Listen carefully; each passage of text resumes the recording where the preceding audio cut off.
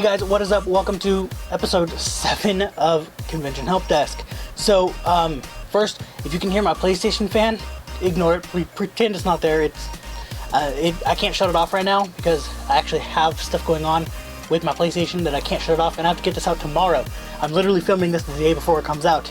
I forgot about it. So, anyway, so today is panels. Well, I guess this month is panels because I'm doing this monthly now. So, first I'm going to start off by telling you that there are so many types. You can probably hear the rain now too, damn. Anyway, there are so many types that I can't list them all because I don't know them all. There are a ton of them and I'm not going to name them all. But a few examples would be things like a ask panel where a bunch of cosplayers are in character and you go to the panel and you ask questions and they answer in character. Usually it's a funny thing, whatever. And then the second type would be like an industry panel where it's a guest of some kind that has a panel talking about voice acting or producing or drawing, animating, something like that, something in the industry. And then the third type is literally anything goes. Usually there'll be like pajama panels, like I know that Homestuck and Italia fandom does this a lot, especially up here at our conventions. They have like the Italia pajama thing where you just go in your pajamas and just hang out and do nothing really. There's nothing really going on. They'll have music, a couple games, that are just for everybody. So those are what those are. But then you can think of things like the karaoke room and like the art room or stuff like that. Those are technically considered panels because they're not technically events, but they're in panel rooms, and they're open from certain time to certain time usually. The karaoke room is usually open 24/7, but sometimes like the art rooms are only open at certain times, so those are technically considered panels because they actually have a time slot and they're in a panel room. And then there's also the main one, the main type of panel is an informational panel.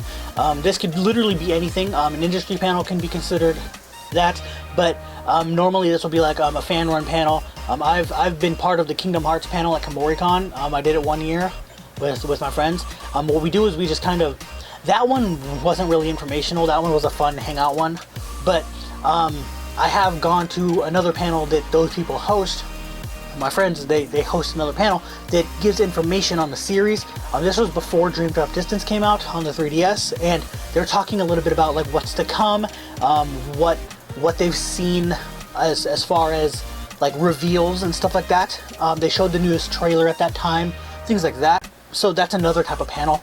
But those are just a few examples. There are many more. I just don't know them all and I can't name them all. So how do you choose which one to go to? You kind of do that last minute. That's the problem with panels, because it usually has to do with time and what you're doing compared to what time they're happening. So things like the con schedule, the schedule book that you get, it'll tell you what times each panel are happening. And then sometimes online actually, there'll be people who'll post, hey, this is our panel, we got approved and this is our time slot that we're doing it at. So then you know what time it's happening. That kind of helps, but it normally doesn't happen that way. KomoriCon is the only one, we used to do it at the SoccerCon forums, but they don't have forums anymore. So KomoriCon is the only con up here with a forum. So people will do it on that one, but for SoccerCon, we have no idea until the time comes because nobody posts on Facebook, and I think if they do, they get taken down. So because, yeah, that's just how they are. So it's hard to know when the panels are going to happen. So what you're going to do is look at the con booklet when you get to the convention, see what's what, see what else you're doing. If you're going to photo shoots and those are important to you, then if it's something else happens at that time, you got to kind of take your pick. If you made the cosplay specifically to go to this photo shoot, then that's probably more, you put time and effort into something that now you're not going to want to miss. So that panel isn't really worth it because it usually, those kind of panels, you can get either the information or meet the people outside of that panel too, so you don't have to go to it. If it's a hangout panel, you can meet them around the convention. if they're in the same cosplay as you, and it's like something that you just want to meet other people in those cosplays or in that fandom, you're gonna meet them anyway. So go to the photo shoot. If it's an informational panel, like the Kingdom Hearts information panel, the people who ran that specifically made sure it was like directly afterwards. It was like a half hour after it. They got contact with the staff to let them have it at that time, so that it coincided with the photo shoot. So that was an informational panel, and you can get that information online literally in seconds. So you don't really have to go to that. If there's a photo shoot you want to go to, like let's say Naruto's happening right there, and then that Kingdom Hearts panel is at the same exact time, but you spent all your time on your Naruto-based cosplay, and you really want to go to this Kingdom Hearts thing because you still like that too.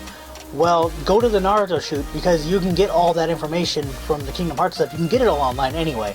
They just pulled up a bunch of online stuff. So it's not something that you can't do outside of the panel. So just go to whatever it is instead. So the third way would be like at conventions, they have like these poster boards that have a piece of paper with a schedule on them. They're usually in front of the room. Some of them actually have electronic ones too. It depends on the hotel or the convention center or wherever it is. This is a convention center, so they just kind of have numbered plaques next to the door. So they have to put something up that has a schedule. But KomoriCon has, well, they did in the hotel, one of the hotels that they were at. They had electronic like things outside for scheduling. Like they were on the wall, and it told you kind of like, it kind of scrolled by what was going on in that room during the day. So it depends on what your convention style is, or what they have, but it'll tell you what's going on in the room at what times. So look at those. If you know that something's going to be in a certain room, but you don't know what time it is, you forgot, go to that room. Or even if you forgot and you need to ask somebody, hey, where is this panel going to happen? They'll say this room. Go to that room, look on the board, and make sure that it's actually happening in that room. And then you'll make sure exactly what time and everything like that. So that's a good way too. Another way is friends. So if you have friends that are going who are hosting panels, or friends who know of the panels that you want to go to and they also want to go, a good idea is to just make sure that you all are like in cahoots and you know what's going on, and then you can all just go together. So friends are a good way to know, like if your friend knows of a panel that you might like and you didn't know about it, maybe that's a situation you're in.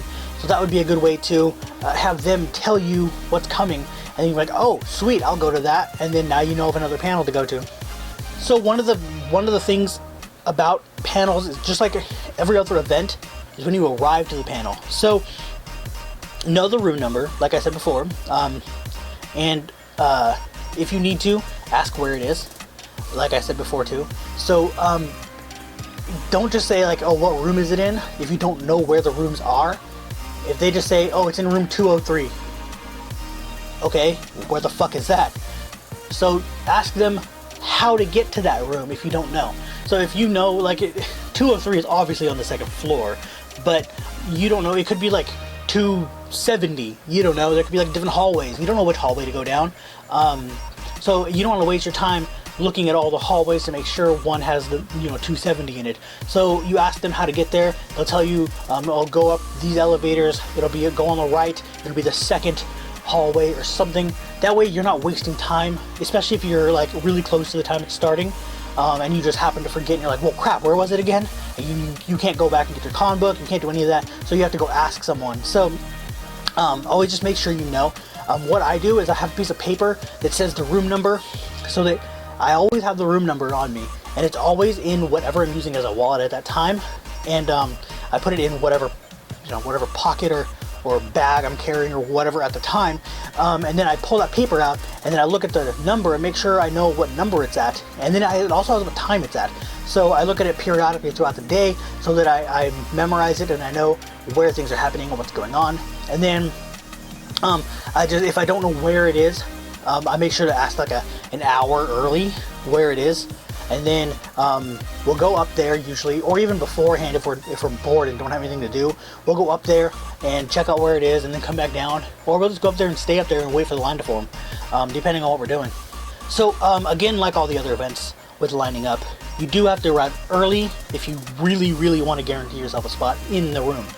So panels aren't as bad as bigger events when it comes to seating and how many people are able to get in.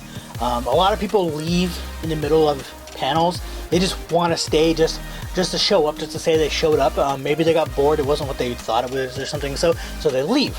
But if you are there a half hour early, a half hour before the event starts, you can start lining up. So some are 15 minutes, I don't know. I'm just gonna say that just in case, because there might be some, but 30 minutes is the normal, so get there about 30 minutes early and start lining up. So along with the lining up a half hour early, it brings me to my next point, which is the limit for people that are allowed in the room.